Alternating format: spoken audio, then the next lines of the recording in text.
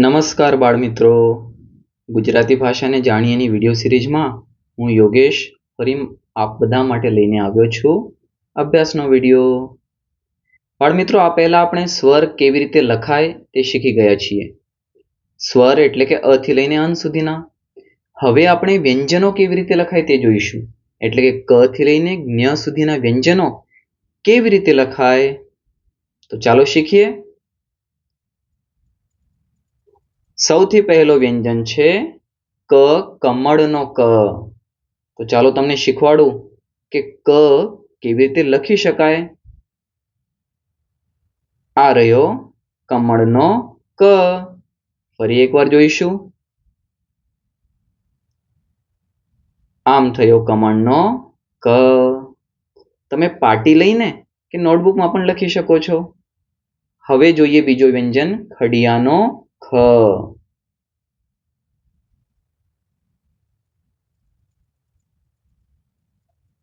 આવી રીતે લખાય ખડિયાનો ખ. ફરી એકવાર જોઈ લઈએ. હા, આ થયો ખડિયાનો ખ. હવે ત્રીજો વ્યંજન ગ, ગાયનો ગ. કેવી રીતે લખવું?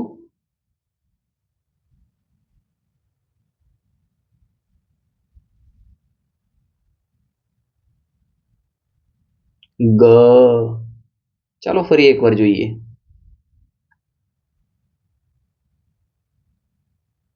ગ, ગાયનો ગ. હવે ઘ, ઘરનો ઘ. બાળમિત્રો, વિડીયો જો આગળ જતો હોય તો તમે એને રોકીને પાટી ઉપર દરેક અક્ષરની પ્રેક્ટિસ કરી શકો છો. પછી વિડીયો આગળ વધારવાનો. હવે છે ઘ, ઘરનો ઘ. ફરી એકવાર જોઈએ કેમ લખાય. હા, આ થયો ઘ.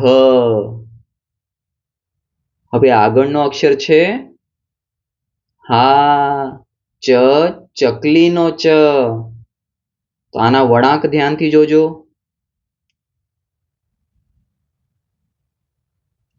આ થયો ચકલીનો ચ. એકવાર ફરી જોઈએ.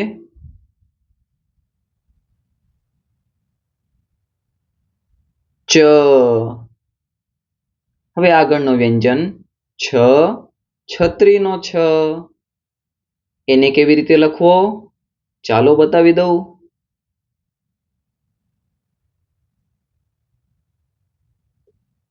આ છે છત્રીનો છ. ફરી એકવાર જોઈએ.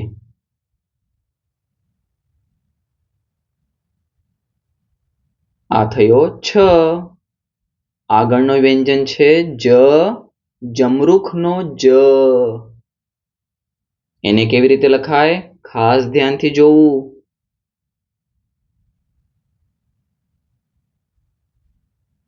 આ થયો જમરૂખનો જ.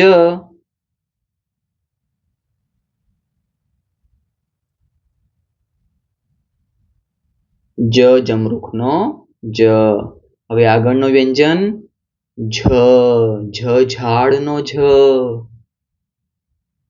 હવે એને કેવી રીતે લખાય, ચાલો જુઓ.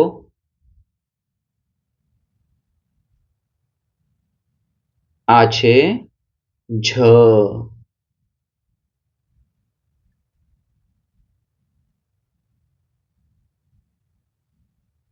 ઝ, ઝાડનો ઝ. હવે આગળનો વ્યંજન ટ, ટપાલીનો ટ. કેવી રીતે લખાશે, જોઈએ. ટ. ફરી એકવાર. ટ, ટપાલીનો ટ. આગળનો વ્યંજન આ છે ઠ, ઠ, ઠળિયાનો ઠ. એનો પણ વળાંક ધ્યાનથી યાદ રાખજો. ફરી એકવાર જોઈએ. ઠ, ઠળિયાનો ઠ. હવે છે ડ, ડમરૂનો ડ. જોઈએ કેવી રીતે લખાય. હા, આ છે ડમરૂનો ડ. ફરી એકવાર ડ. હવે છે ઢ, ઢોલકનો ઢ. ચાલો જોઈએ કેવી રીતે લખાય.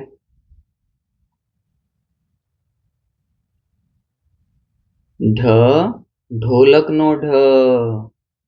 ફરી એકવાર જોઈશું ને. હા, ઢ, ઢોલકનો ઢ. હવે છે ણ, ણ, બાણનો ણ. તો કેમ લખાય ણ?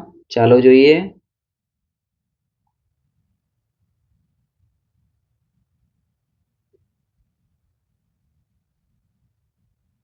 આમ બને ણ. ફરી એકવાર જોઈશું.